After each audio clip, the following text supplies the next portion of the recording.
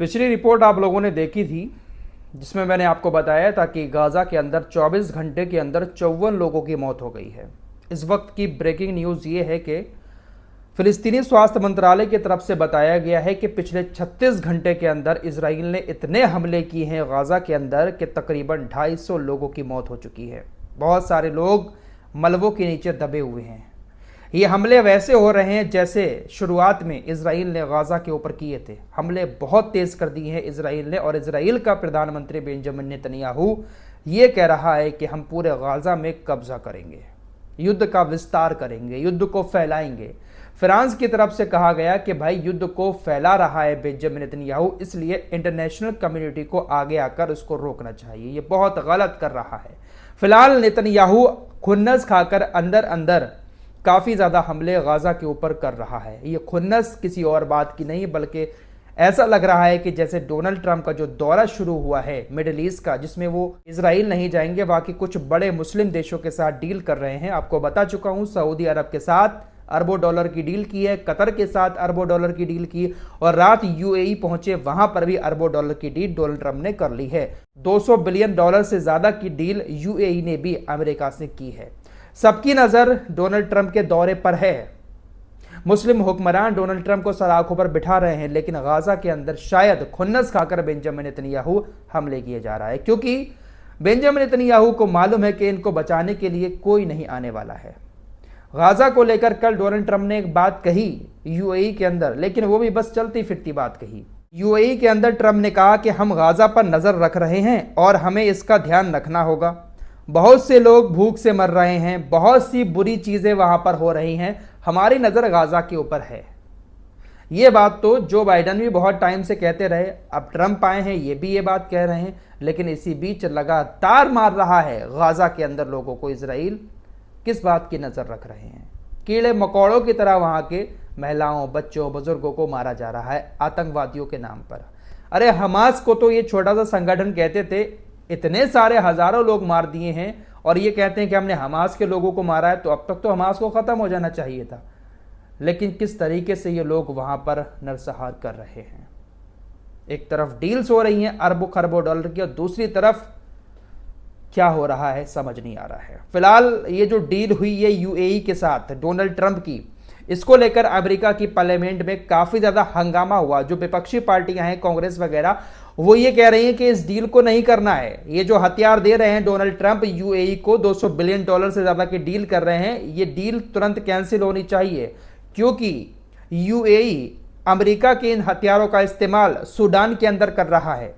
Sudan के अंदर भी एक जंग चल रही है, इसको लेकर एक वीडियो बना चुका हूं, बहुत पहले आप लोगों ने उस वीडियो को देखा होगा। सूडान के अंदर जंग चल रही है, उसमें एक पक्ष का साथ देने का आरोप यूएई के ऊपर है कि क्रिप्टो से और बहुत सारे हथियारों से यूएई एक पक्ष की मदद कर रहा है, जिसकी वजह से सूडान की जंग खत्म नहीं हो रही और वहां पर बहुत सारे बेगुनाह लोग मारे जा रहे हैं। 2 आर्मी लीडर वहां पर लड़ रहे हैं, आपको पहले मैं एक बार बता चुका हूं।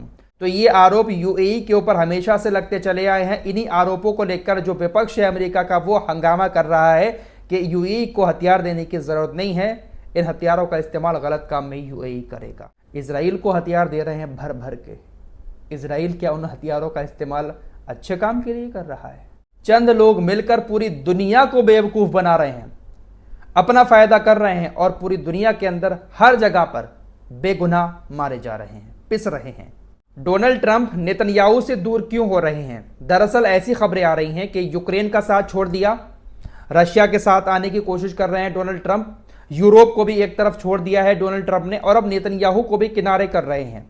किनारे इसलिए कर रहे हैं क्योंकि डोनाल्ड ट्रंप ईरान से थोड़ा सा बातचीत करने की कोशिश कर रहे हैं, ईरान के साथ संबंध अच्छे करने की कोशिश कर रहे हैं। ये बात इजराइल को पसंद नहीं आ रही है। नेतन्याहू लगातार ईरान के ऊपर हमला करने का प्लान तैयार कर रहा है और दबाव डाल रहा है अमेरिका के ऊपर कि वो ईरान के ऊपर हमला करेगा, ईरान की न्यूक्लियर फैसिलिटीज पर हमला करेगा। लेकिन अमेरिका हमला नहीं करने दे रहा है। अमेरिका कह रहा है कि हम बातचीत करेंगे ईरान से, और शायद ये बातचीत हो सकती है। सऊदी अरब के विदेश मंत्री की तरफ से भी इस बात का थोड़ा सा हिंट दिया गया है कि ईरान और अमेरिका के बीच बातचीत हो सकती है और संबंध अच्छे हो सकते हैं। देखिए, मैं आपको पहले ही कह चुका हूं कि डोनाल्ड ट्रंप बहुत बड़ा बिजनेसमैन है, अपने फायदे के लिए ये नेतन्याहू को भी किनारे कर सकता है। क्योंकि ये मुस्लिम देश जब इतनी इतनी बड़ी डील कर रहे हैं नेतन्याहू के साथ, तो जहां पर इसका बिजनेस अच्छा चलेगा डोनाल्ड ट्रंप उधर ही भागेगा। एक तरफ अकेला इजराइल डील कर रहा है, हथियार ले रहा है, और दूसरी तरफ इतने बड़े बड़े इस्लामिक देश इजराइल से कहीं गुना ज्यादा बड़ी डील कर रहे हैं। तो डोनाल्ड ट्रंप तो अपना फायदा देखेगा, जिधर बड़ी डील मिलेगी डोनाल्ड ट्रंप उधर जाएगा। फिलहाल इस वक्त की बड़ी खबर यही है कि इजराइल ने अपने हमले गाजा के ऊपर बहुत ज्यादा तेज कर दिए हैं और उसमें लोगों की जान भी जा रही है। रोकने वाला दुनिया में कोई भी मौजूद नहीं है। भारत की तरफ वापस आते हैं। भारत पाकिस्तान के बीच जो कुछ हुआ, इसका सबसे ज्यादा असर अब तुर्की के ऊपर पड़ रहा है। जहां एक तरफ तुर्की के सामान का बॉयकॉट किया जा रहा है, वहीं अब सरकार ने भी तुर्की की एक कंपनी पर एक्शन ले लिया है। दरअसल तुर्की की एक बहुत बड़ी कंपनी भारत के अंदर 15 साल से एयरपोर्ट पर काम कर रही है, जिसका नाम है सेलेबी एयरपोर्ट सर्विसेज। भारत सरकार ने इस सेलेबी कंपनी की सिक्योरिटी क्लियरेंस रद्द कर दी है। दरअसल ये कंपनी मुंबई एयरपोर्ट पर ग्राउंड हैंडलिंग का काम करती है। ग्राउंड हैंडलिंग का मतलब होता है कि एयरपोर्ट पर यात्रियों की मदद करना, सामान का ध्यान रखना, जो विमान है उसके संचालन में मदद करना, इस तरीके के जो भी काम होते हैं वो काम इसी कंपनी के स्टाफ के द्वारा किए जाते हैं। सेलेबी कंपनी मुंबई एयरपोर्ट पर लगभग 70% ग्राउंड ऑपरेशन संभालती है। इसमें यात्रियों की सेवा, load control, flight operations, cargo और पोस्टल सर्विस, वेयर हाउस और ब्रिज ऑपरेशन जैसे काम शामिल हैं। तुर्की की यह सेलेबी कंपनी तकरीबन भारत के 9 सबसे बड़े एयरपोर्ट पर अपनी सेवाएं देती है, जिसमें मुंबई है, दिल्ली, कोच्चि, कन्नूर, बेंगलुरु, हैदराबाद, गोवा, अहमदाबाद, चेन्नई। ये वो बड़े एयरपोर्ट है जहां पर इस कंपनी के वर्कर्स काम करते हैं। तुर्की की इस कंपनी में तकरीबन 16,000 एम्प्लॉय बताए जाते हैं, जिसमें से 6,000 दूसरे देशों के हैं, 10,000 भारत के लोग हैं जो इस कंपनी में काम करते हैं एयरपोर्ट पर।